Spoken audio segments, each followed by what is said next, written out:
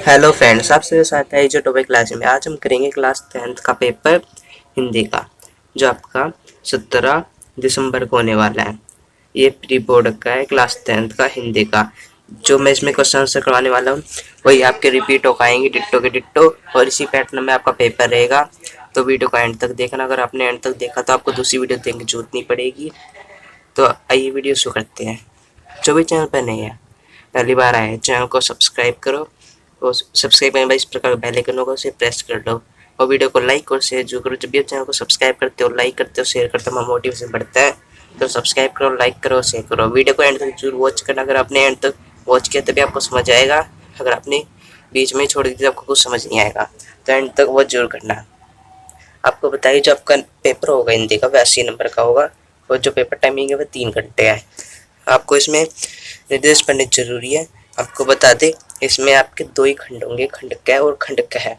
जो खंड क होगा वह होगा वास्तविक प्रश्न, जिसमें आपके बहुविकल्पीय होंगे, यानी एमसीक्यू टाइप। यानी जो आपका खंड क है वह पूरा एमसीक्यू टाइप होगा। इसमें पूरे एमसीक्यू क्वेश्चन आएंगे, जिसमें आपको 4 ऑप्शन दिए होंगे। वह खंड क होगा वास्तविक वर्णनात्मक प्रश्न, जिसमें आपके क्वेश्चनों के आंसर लिखने होंगे। इसमें आपके लेटर आएगा और आपके जो बुक है उसमें से कुछ आंसर आएंगे। तो ये तो आपके खंड होने वाले क और ख। इन दोनों खंडों में प्रश्न की संख्या 17 है। सभी प्रश्न करने अनिवार्य है। जो खंड क है उसमें कुल 10 प्रश्न होंगे, जिसमें उप प्रश्नों की संख्या 49 है। यानी खंड क में 10 प्रश्न दिए होंगे और इन 10 प्रश्नों में 49 प्रश्न है।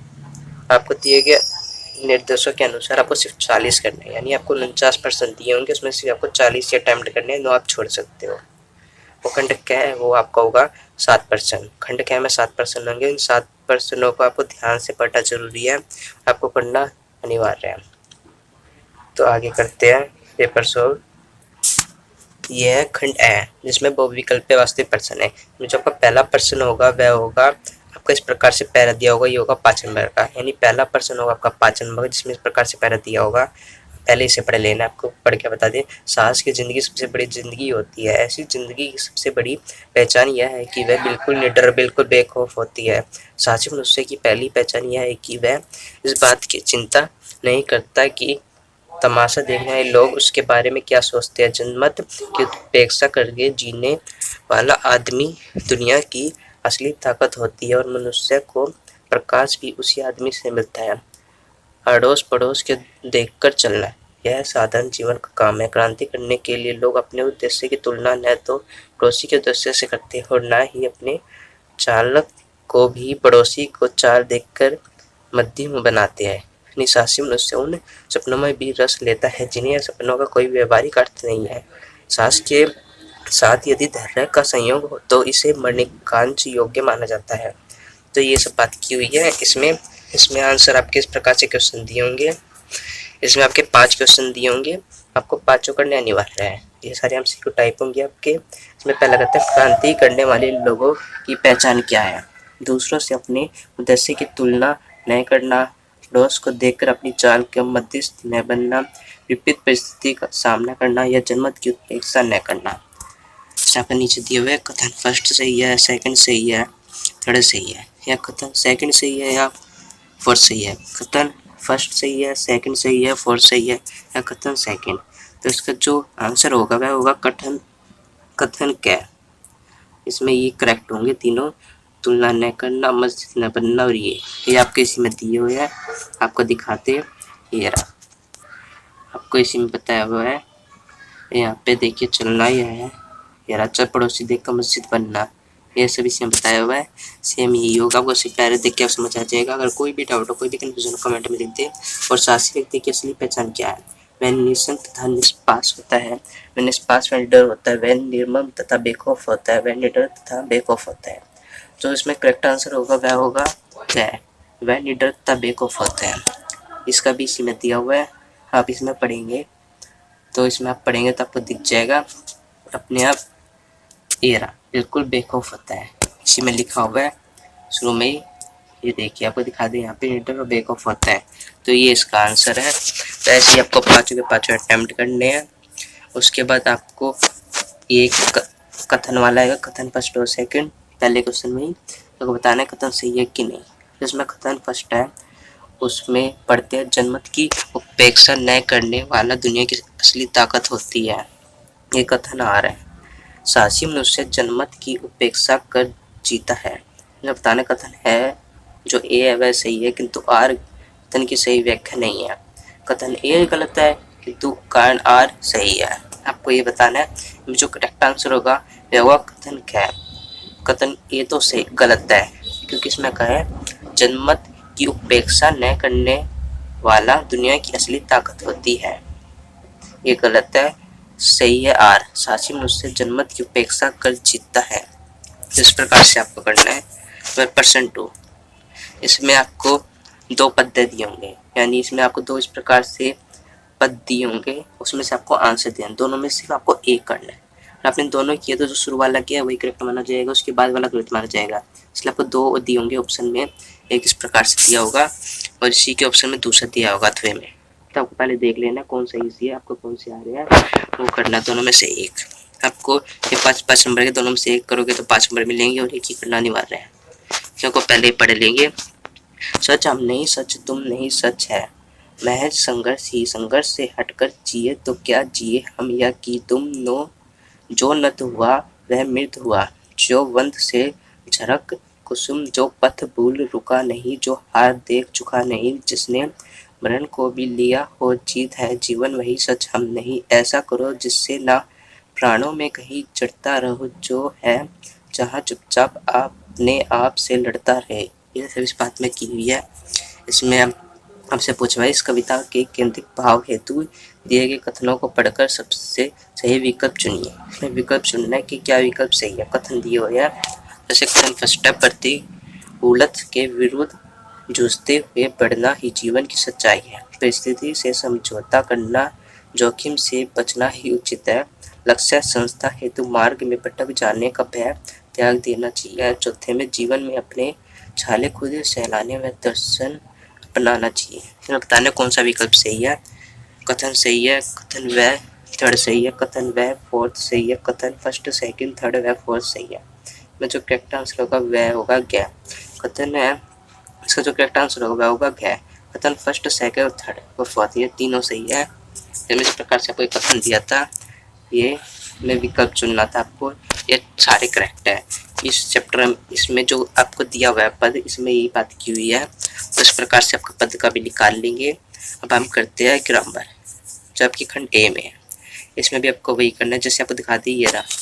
इस चीज में आपको ऑप्शन में अथवा भी दिया हुआ है, ये रहा अथवा जैसे आप देखेंगे। इसमें आप दोनों में से एक करना है, इसमें वैसे दिया हुआ है। आपको जो इजी लगे वो कर लेना। अगर आप चाहते हो कि ये जो पद है मैं आपको सॉल्व करके दिखाऊं बस कमेंट में बता दो, आपको सॉल्व करके दिखा दिया जाएगा नेक्स्ट वीडियो में। उसके बाद तीसरा क्वेश्चन होगा आपका 4 नंबर का। इसमें आपको वाक्य भेद करना है। ये 5 नंबर का है।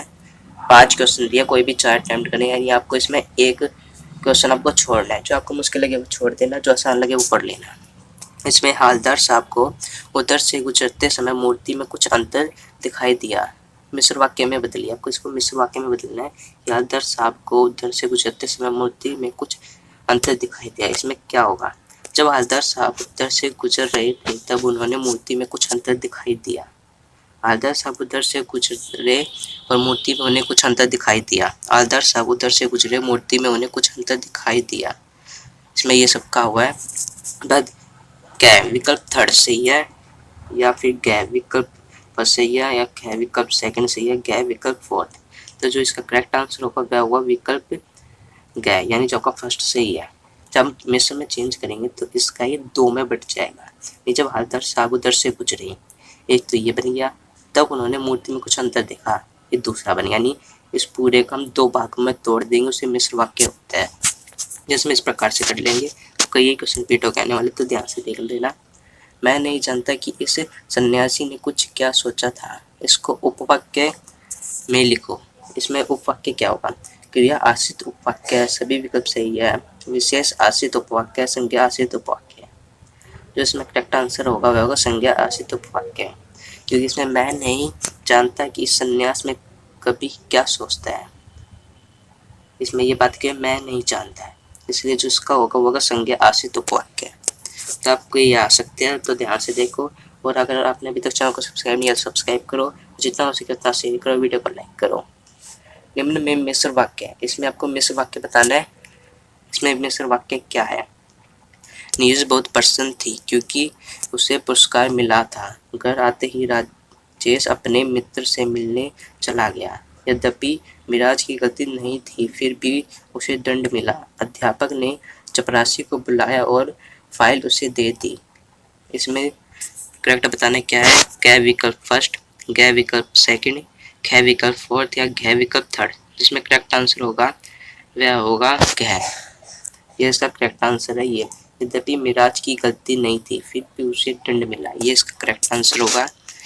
इसमें मिश्र वाक्य पूछा हो तो आप ऐसे ही देखेंगे कि यद्यपि मिराज की गलती नहीं थी, एक हो गया, और फिर भी उसे दंड मिला, ये सेकेंड है। इस प्रकार से कर लेंगे। इसके बाद फोर्थ क्वेश्चन होगा आपका, तुलसीदास ने कहा कि विनाशकाल में मनुष्य की बुद्धि भ्रष्ट हो जाती है। इस वाक्य में वाक्य भेद करो। यानी जो वाक्य तुलसीदास जी ने कहा कि विनाश में मनुष्य की बुद्धि भ्रष्ट हो जाती है, इसमें वाक्य भेद करना कौन सा वाक्य है? तो इसमें मिश्र वाक्य है, साफ सीधे दिख रहा है। तुलसीदास जी ने कहा, एक तो तुलसीदास जी ने कहा, क्या कहा? विनाश में मनुष्य की बुद्धि भ्रष्ट हो जाती है। तो ये दो वाक्य हो गए एक ही में, तो ये मिश्र वाक्य हुआ। इस प्रकार से आप देख लेंगे। उसके बाद आपका चौथा क्वेश्चन होगा 4 नंबर का। इसमें आपको वाच्य भेद करना है। इसमें आपको 4 करने हैं, 5 दिए हो, विचार करो, आपकी मर्जी कौन से करो, जो आसान लगे वो करना, मुश्किल लगे छोड़ देना। इसमें निम्न में से भाव वाच्य है, इसमें भाव वाच्य बताना है। मैं द्वारा चीनी भाषा नहीं पढ़ी जा सकती है। मेरे द्वारा दीपावली पर मिट्टी के दिए जलाए जाएंगे। उसके द्वारा रात भर कैसे जागा जाएगा। वीरेंद्र सहवाग ने क्रिकेट से संन्यास ले लिया। जिसमें करेक्ट आंसर क्या होगा? विकल्प फोर्थ होगा, विकल्प सेकंड होगा, विकल्प थर्ड होगा, विकल्प फर्स्ट। जिसमें करेक्ट आंसर होगा वह होगा विकल्प थर्ड। उसके द्वारा रात भर कैसे जागा जाएगा, ये इसका करेक्ट आंसर होगा। इसमें भाववाच्य बताएं, जिसमें भाव प्रकट हो रही है वो होता है भाववाच्य। जब भाव प्रकट हो रही है उसके द्वारा रात भर कैसे जागा जाएगा, तो इस प्रकार से आप कर लेंगे। उसके बाद दूसरा करते हैं, विद्यार्थी द्वारा परीक्षा दी गई। इसमें कृतवाच्य बताने में कृत यानी क्या कार्य हो रहा है। विद्यार्थी से परीक्षा दी जाएगी, विद्यार्थी ने परीक्षा दी, विद्यार्थी को परीक्षा दी गई, विद्यार्थी से परीक्षा दी जाती है। मैं करेक्ट आंसर होगा वो विद्यार्थी ने परीक्षा दी। मैं कहा हुआ कृतवाच्य बताना है। कृतवाच्य होता है जिसमें कुछ कार्य किया हो। इसमें क्या हो रहा है? विद्यार्थी ने परीक्षा दी, परीक्षा दे रहा है, तो करेक्ट आंसर होगा इसका है। ऐसे आप सारे करेंगे। इनमें से कौन सा वाक्य कृतवाच्य नहीं है? कृतवाच्य बताना है क्या नहीं है। वह उठ बैठ नहीं सकता, उससे उठा बैठा नहीं जाता। कविता ने कविता पाठ किया। इसमें से कुछ नहीं।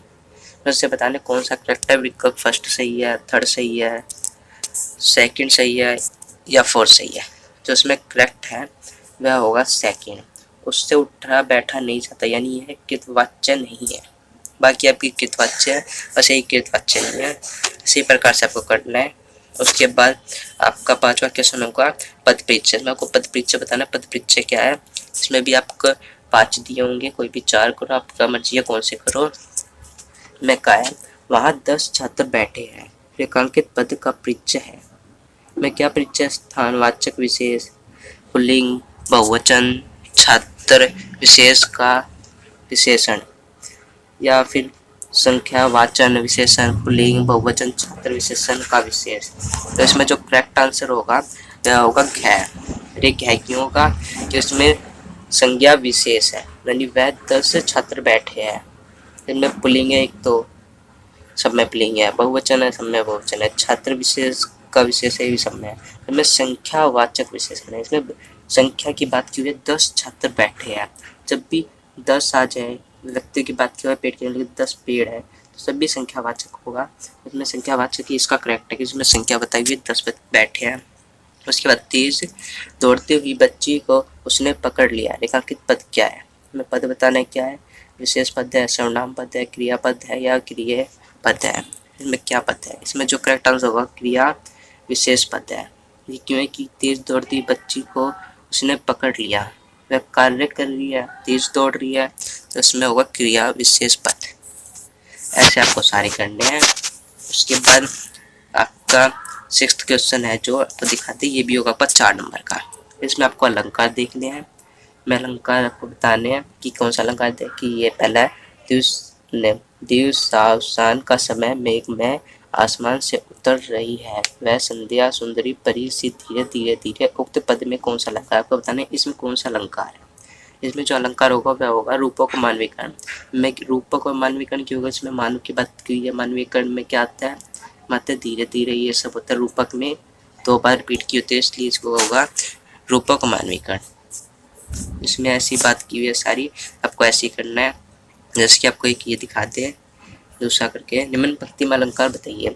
राणा प्रताप के घोड़े से पड़ गया हवा का पाला था, बताने क्या होगा ये। माती शक्ति होगा कि इसमें बात की हुई है एक उससे, प्रकृति से। राणा घोड़ा हुआ है, हवा से पाला पड़ गया, एक उसकी बात की है। अपनी माइंड में रचना सी रची हुई है, तो इस प्रकार से होगा, आपको ये करना है। उसके बाद 7वां क्वेश्चन होगा इसमें पठित गद्यांश, ये आपका आएगा चैप्टर से। आपको चैप्टर पढ़ना जरूरी। इसमें बाल गोविंद बात की हुई है, बाल गोविंद। इसमें आपके 5 क्वेश्चन दिए होंगे, आपको पाँचों के पाँचों करना है, कोई सा क्वेश्चन नहीं छोड़ना। जब बात की हुई है बाल गोविंद भगत की संगीत साधना का क्षण उत्कर्ष उस दिन देखा गया जिस दिन उसका बेटा मरा। एकलौता बेटा था, वह कुछ सुस्त और बोधा सा था, किंतु इसी कारण बाल गोविंद भगत उसे और भी मानते। उनकी समझ में ऐसा आदमी पर ही ज्यादा नजर रखी चाहिए या प्यार करना चाहिए, क्योंकि ये निगरानी और मोहब्बत के ज्यादा हकदार होते हैं। इसमें ये बात की हुई है। इसमें बताया हुआ है कि लेखक क्या है। आपको हमेशा लेखक के नाम जो याद करके जाने चैप्टरों के। ये 1 नंबर के में आपका जो रहेगा कि बाल गोविंद है, इसमें जो उसका लेखक है वह कौन है। विष्णु प्रभाकर है, प्रेमचंद है, राम वृक्ष है या बेनीपुरी है, इनमें से कोई नहीं है। जिसका लेखक है वह राम वृक्ष बेनीपुरी है। कि राम वृक्ष बेनीपुरी नहीं, ये इसका लेखक है, इसने ये लिखी है। उसे भगत की पुत्रवधू ने क्या गुण है। तो भगत की पुत्रवधू इसमें क्या गुण है, वह घर के प्रबंध में कुशल थी, वह सुंदर सुशील थी, घर की जिम्मेदारी को संभालने वाली थी, ये सभी विकल्प सही है। वह गुणी भी था, आपका चैप्टर पढ़ा होगा तो बताया होगा। वह कुशल है, वह सुंदर और जिम्मेदारी को संभालती थी, तभी तो वह भगत जी के साथ रही, इसलिए सभी विकल्प इसके करेक्ट है। अगर आपको लगे फर्स्ट सेकंड सही है, थर्ड का डाउट हो तो आप घई लगा के आना, क्योंकि फर्स्ट सेकंड कंफर्म है तो फोर्थ जो करेक्ट होगा। इसी प्रकार से आपको सारे करने हैं। जैसे बाल गोविंद भगत का पुत्र कैसा था, सुस्त और पोता था, सुस्त और क्रोधी था, लंबा चौड़ा और हैसमुख था। तो जो उसका पुत्र था वह सुस्त था और पोता था। आपको बताना है बाल गोविंद भगत के कितने बेटे थे। आपने चैप्टर पढ़ा होगा तो उसमें बताया होगा कितने बेटे, 3 2 4 1। जो बाल गोविंद के भगत की जो पुत्र था वह सिर्फ एक ही था, उसके बाद मृत्यु हो गई थी। 8वां क्वेश्चन होगा आपका, जब को गद होगा। इसमें आपको 2 विकल्प प्रश्न दिए होंगे, आपको दोनों करने अनिवार्य है, दोनों 1 नंबर के है। इसमें कहा एक कहानी है बी, ये आपका पार्ट है। एक कहानी है बी, इसमें लेखक के पिता ने उसका रूप देखकर क्या अनुभव किया। प्रसन्नता, क्रोधित, चिंता, गर्व, ये आपका चैप्टर है, इसका नाम है एक कहानी है बी। इसमें जो लेखक के पिता है उसका रूप देखकर क्या अनुभव हुआ, आपको क्या अनुभव किया, गर्व का अनुभव किया, चिंता किया, जो उसका करेक्ट आंसर होगा वो गर्व का। उसके बाद आपका ऐसे सेकंड क्वेश्चन होगा, इसी में नौबत खाने में इबादत पाठ के अनुसार कैसा कहा जाता है कि बिस्मिल्लाह खां को संगीत की प्रेरणा रसूल बाई और बत्तूनी बाई नाम 2 बहनों से मिली। इस गायन में एक विशेष मौखता थी, इसका गायन बहुत उत्कृष्ट था, इस गायन के प्रति आसक्ति को उसने स्वीकार किया, यह गाना प्राय उसके सुनने को मिला है। इसका जो करेक्ट आंसर होगा वह होगा क्या। आपने चैप्टर पढ़ा होगा, उसमें बात की होगी इस गाने के प्रति आसक्ति को उसने स्वीकार किया, ये इसका करेक्ट आंसर होगा। उसके बाद 9वां क्वेश्चन, ये होगा आपका 5 नंबर का, ये भी आपका पार्ट से आएगा। इसमें हरी है रानी पढ़ित आई, समुझी बात कहत मधुर के समाचार सब पाए, आपका चैप्टर है। इसमें गोपियों के अनुसार राजनीति कौन पढ़ आया है। इसमें पूछा गोपियों के अनुसार राजनीति कौन पढ़ आया है, श्री कृष्ण, उद्धव, ब्रज के लोग या मथुरा के लोग। तो इसमें करेक्ट आंसर होगा कृष्ण, कि गोपी ने बात की थी, इसमें कृष्ण की बात की है कि राजनीति कौन पढ़ाए है। उसके बाद गोपी के अनुसार पहले के लोग भले क्यों थे, उनकी किसी को कष्ट नहीं था, उन्हें योग संदेह से मतलब नहीं था, उन्हें संवेदना थी, वह परोपकारी थे। तो इसका करेक्ट आंसर होगा परोपकारी। परोपकारी कौन था, श्री कृष्ण, इस बात की हुई है। इसमें आपको यही करना है। उसके बाद गुरु मंत्र किसने पढ़ लिया है? मथुरा के लोगों ने, उद्धव ने, श्री कृष्ण ने, गोपियों ने। तो श्री कृष्ण ने ही गुरु ग्रंथ पढ़ा था, तो इसका करेक्ट आंसर होगा श्री कृष्ण। ऐसे आपके क्वेश्चन आएंगे। उसके बाद 10वां क्वेश्चन होगा, इसमें आपके 2 क्वेश्चन होंगे। ये पद का होगा, आपका जो पद चैप्टर है उसमें अट नहीं रही है कविता, ये आपकी कविता अट नहीं रही है। इसमें कवि के अनुसार वन के वैभव में क्या कुट कुट कर भरा हुआ है? नदियाँ और झरने, मैदान और पहाड़, पेड़ और पौधे, सौभाग्य सौंदर्य। जो अट नहीं रही पार्ट है उसमें शोभा और सौंदर्य ही जो कुट कुट कर भरा हुआ है। इसमें वन के वैभव में वन की बात की है तो शोभा और सौंदर्य आएगा। ऐसी प्रकार से आपका आएगा। उसके बाद खंड क्या होगा? वर्णनात्मक का, यानी खंड जो आपका क्या है उसमें से आपके 9 क्वेश्चन होंगे, इसमें 49 दिए होंगे, आपको 40 अटेम्प्ट करने हैं। उसके बाद ये होता है खंड ख, ये होगा वर्णनात्मक प्रश्न। ये सिर्फ आपके चैप्टर से पूछे जाएंगे क्वेश्चन आंसर, और इसमें लेटर होगा। इसमें आपका 11वां क्वेश्चन होगा। इसमें क्या है, पद पाठों के आधार पर निम्नलिखित 4 प्रश्नों में से किन्हीं 3 प्रश्नों के उत्तर दीजिए। यानी आपको इसमें से सिर्फ 4 ऑप्शन दिए हैं, इसमें 3 आंसर देना आपको क्वेश्चन आंसर। ये आपके चैप्टर में से है, और ये आपका 6 नंबर का है। यानी आपके 3 क्वेश्चन दिए, शायद 2-2 नंबर के है। आपको 4 दिए, जिसमें से आपको 3 अटैम्प्ट करने, आपकी मर्जी कौन से 3 अटैम्प्ट करो। ये आपके क्वेश्चन आंसर है, चाहे तो आप देख सकते हैं। बहुत धनुही तोरी लहकाई है, किसने कहा और क्यों कहा, ये पूछा हुआ है। तो मैं आपको चाहती हूँ कि मैं इसके सोल्व ये आपको करवाऊँ, तो आप बता दें, आपको नेक्स्ट वीडियो में करवा दी जाएगी। उसके बाद 12वां क्वेश्चन है, गत पाठों के आधार पर निम्नलिखित 4 प्रश्नों में से किन्हीं 3 प्रश्नों के उत्तर लगभग 25 से 30 शब्दों में लिखिए।